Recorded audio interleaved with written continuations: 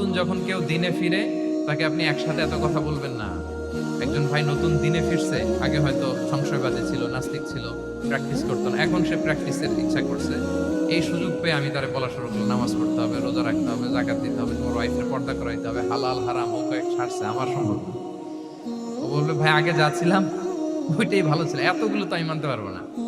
এই যে আপনি তাকে দিন থেকে ভাগালেন, আপনার দাওয়া মেথোডোলজি জানা না থাকার কারণে আপনি তাকে ভাগালেন। একসাথে আপনি এত কথা বলবেন না। নতুন যখন কেউ দিনে ফিরে তাকে আপনি একসাথে এত কথা বলবেন না। নতুন যখন কোনো বোন ইসলামে আসতে চায় তাকে আপনি কঠিন করে বলবেন না।